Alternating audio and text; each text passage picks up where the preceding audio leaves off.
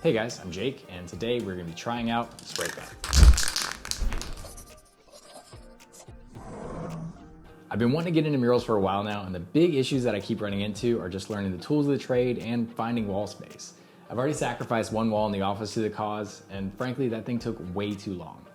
Painting this thing with a brush took weeks, so I've got to get comfortable with a can to cut that time down a bit. But the question still remains, where to go? I poked around a bit and asked some other artists in Charlotte if they knew of any good spots and found out about this cool graffiti park about an hour north in Salisbury, so we're gonna take a trip. Now this place is so delightfully simple that it makes me wonder why more cities don't have one. This art and graffiti park is just a little plot of land located next to a business center a couple blocks away from the heart of the city.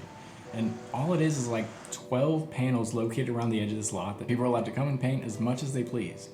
It's awesome. So I'm gonna pick one of the big ones and let's get to it. I'm starting off with a quick sketch of my piece just to make sure I have everything laid out on the board. It's a little weird painting at this scale, but also kind of freeing.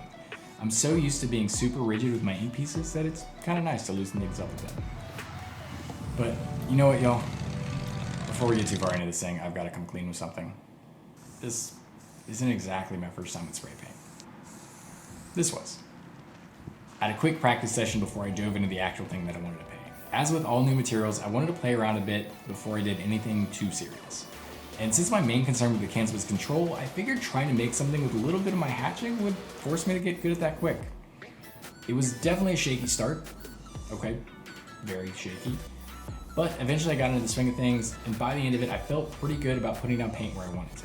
I got a good feel for how to control the size of the lines and just generally what I could accomplish with spray.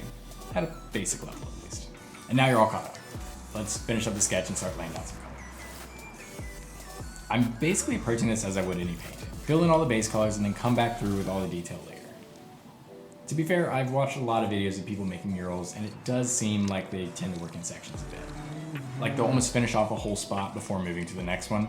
But for now, I'm just gonna attribute that to the size of those other pieces. I mean, if I was up in a crane or lift, I probably wouldn't wanna be bouncing all over the place either. So I guess I'm not sure if this is the right way to do it, but I'm gonna roll with it this way. Oh, hold up, you see that?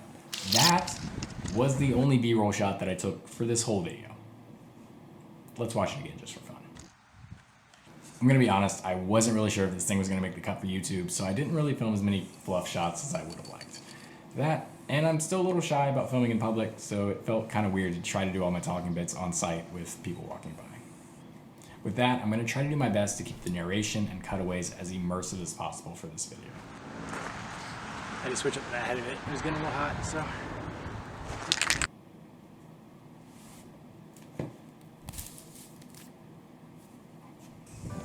But overall, I'm feeling really good at this point. As I'm filling everything in, the colors are looking good, and so far, I think I've been able to get my concept on the wall pretty well. So let's start throwing in some shadows and add a little bit of shape to this thing.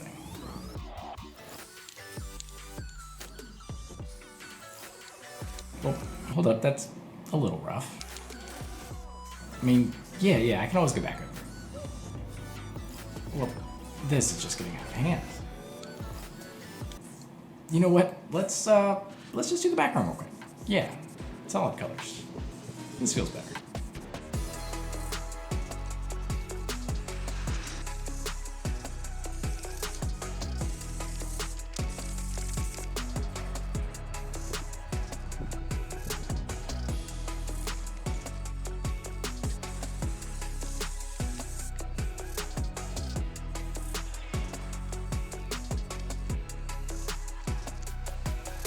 But now with the mistakes of the past behind us, it is time to go back and figure out those shadows again.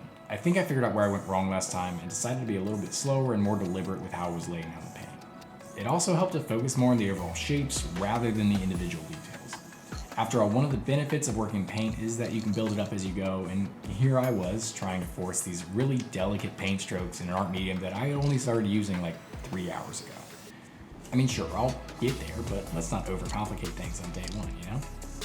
I found that really all I needed was to get good enough to have a paint stroke with a hard edge and one with a gradient. Obvious? Absolutely. But sometimes I can get a little ahead of myself and try new things and I forget about the basics. Happens to the best of us. So yeah, as I move through the rest of the piece, I really just focused on working back and forth between colors to create the shapes that I needed without feeling like I had to be super rigid and precise about the whole thing. Which, as we've learned, wasn't really suiting my current skill set. This little change mentally led to some pretty good results for the Fox, and now it's time to get on to those glasses. These things are kind of the centerpiece for the whole thing, so it's kind of important that they look good, but also not a big sweat since giant purple reflective lenses can kind of look however I want them to. But we'll keep it pretty basic here. A little gradient on the bottom and then some sharper color changes with a little sheen, and boom, we're looking pretty good. I'm also going to throw in a little something extra here that might not mean much now, but will make a little bit more sense by the time the next video comes out. So you should probably subscribe or, you'll just be lost forever. Adding this in meant I had to do a little more back and forth to get the lenses back to looking decent. I've definitely still got some practice to do as far as keeping everything clean to avoid doubling up my workload when I want to add in details like this, but for now it's working. But now it's time to get serious. No room for mistakes here. I've got to add the frames to these glasses. This is what all the training with that bear was about, and I am still so nervous. I mean, just look at this. You could cut the tension with a knife.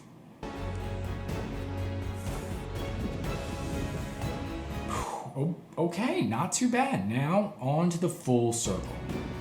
Oh, hold up. Gonna do this little line first. Now on to the full circle.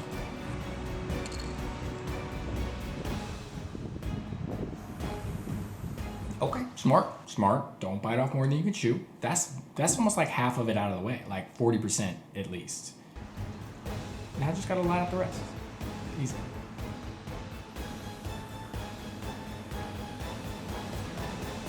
Oh, dang, I might actually be good at this.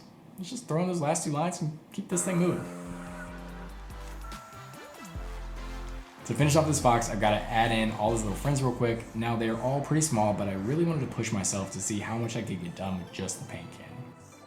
I was able to add in all the gradients and some fairly tight detail on the ears and cheeks, so I gotta say I'm pleasantly surprised. But to finish them off right, I did do a quick pass with the brush to add in some smaller shadows and eyes and such.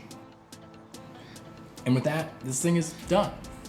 I'm gonna add a quick background behind the bear to make this whole panel feel like one piece, add in my handle, and that'll do it. Let's check out those final shots.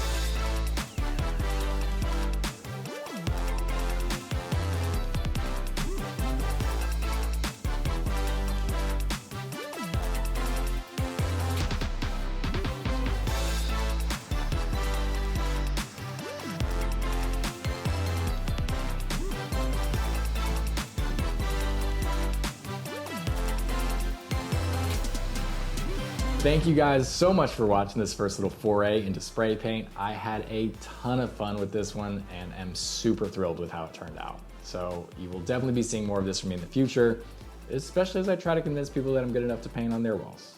If you enjoyed the video, be sure to like and subscribe so you can keep up with new content as it comes out. And until then, I'll see you all next time.